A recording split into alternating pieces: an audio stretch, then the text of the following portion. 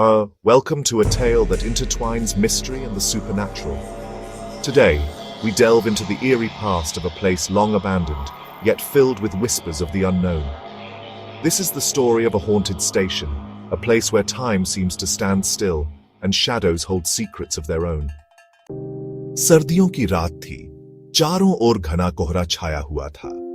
रात के करीब 1 बजे शहर से दूर एक सुनसान रेलवे स्टेशन पर सिर्फ एक आदमी खड़ा था। उसका नाम था अमन। अमन पेशे से फोटोग्राफर था और किसी पुराने रेलवे स्टेशन की तस्वीरें लेने के लिए यहां आया था। यह स्टेशन, जिसे लोग भैरवपुर स्टेशन कहते थे, वर्षों से बंद पड़ा था। कहा जाता था कि इस स्टेशन पर अजीब घटनाएं होती थीं।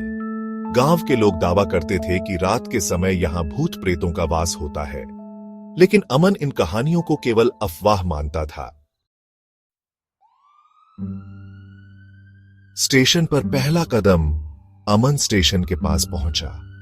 वहां का माहौल बेहद अजीब था। पुरानी टूटी हुई पटरी, स्टेशन की जर्जर बिल्डिंग और हर तरफ गहरी खामोशी। कोहरे में स्टेशन का नाम भी मुश्किल से पढ़ा जा सकता था। अमन ने अपनी टॉर्च जलाकर स्टेशन का मुआयना करना शुरू किया। स्टेशन के प्लेटफॉर्म पर जगह जगह सूखी घास उगी हुई थी। एक ओर एक पुरानी बेंच टूटी फूटी अवस्था में पड़ी थी। अमन ने सोचा, क्या वाकई यहां कुछ अजीब है या ये सब मन का भ्रम है? उसने अपने कैमरे से कुछ तस्वीरें खींचनी शुरू की। जैसे ही उसने पहली तस्वीर खींची, उसे अपने पीछे किसी के चलने की आहट सुनाई दी। उसने तुरंत मुड़कर देखा, लेकिन वहां कोई नहीं था। अमन ने इसे हवा का झोंका मानकर अनदेखा कर दिया। अमन प्लेटफॉर्म पर घूमते हुए एक पुराने कमरे तक पहुंचा, जो स्टेशन मास्टर का कार्यालय हुआ करता था। कमरे का दरवाजा आधा खुला हुआ था। अंदर की दीवारों पर फफूंदी और जाले लगे हुए थे। जैसे ही अमन ने कमरे के अंदर कदम रखा, उसे ऐसा महसूस हुआ जैसे कोई उसकी हरकतों को देख रहा हो। उसने अपनी टॉर्च की रोशनी चारों ओर घुमाई। अचानक उसकी नजर एक पुरानी घड़ी पर पड़ी, जो बंद पड़ी थी। लेकिन जैसे ही वह घड़ी के पास पहुंचा, घड़ी अचानक से चलने लगी। घड़ी की सुइयां बहुत तेजी से घूमने लगी और फिर एक भयानक आवाज के साथ बंद हो गई। अमन डर गया, लेकिन उसने खुद को संभाला। उसने सोचा, शायद ये पुरानी मशीनरी की वजह से हुआ होगा। अमन ने कमरे से बाहर निकलने का फैसला किया। जैसे ही वह बाहर आया, उसने देखा कि प्लेटफॉर्म के दूसरे सिरे पर एक आदमी खड़ा था। वह आदमी सफेद कपड़े पहने हुए था और उसके चेहरे पर कोई भाव नहीं था।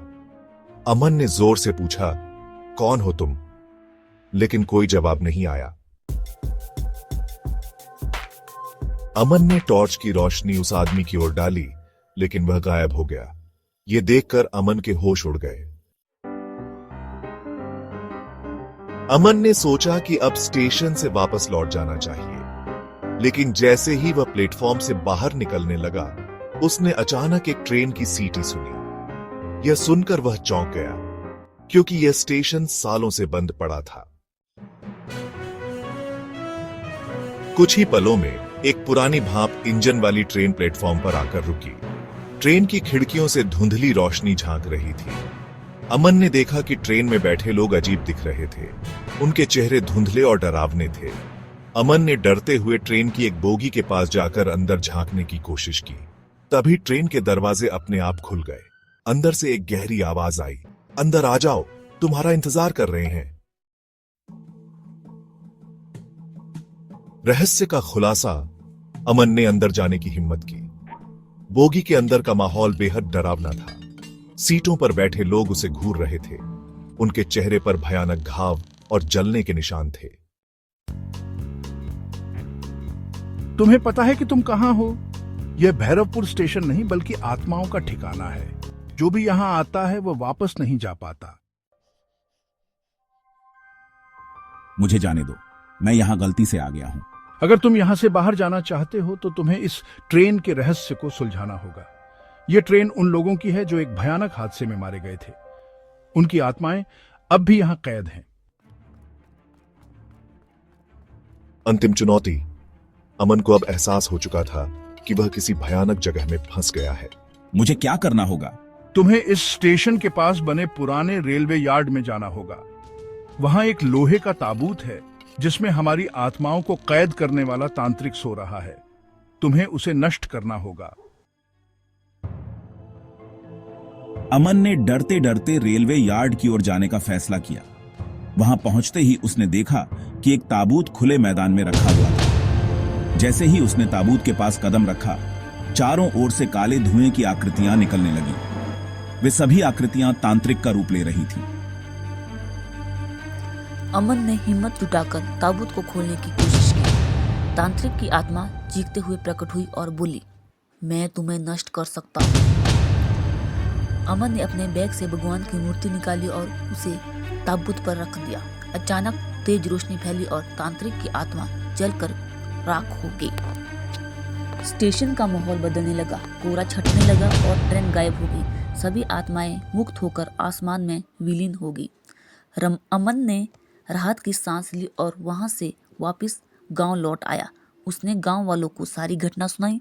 उसके बाद किसी ने उस स्टेशन पर जाने की हिम्मत नहीं की। भैरवपुर स्टेशन आज भी वीरान है, लेकिन वहां किसी भूतिया घटना की शिकायत नहीं होती।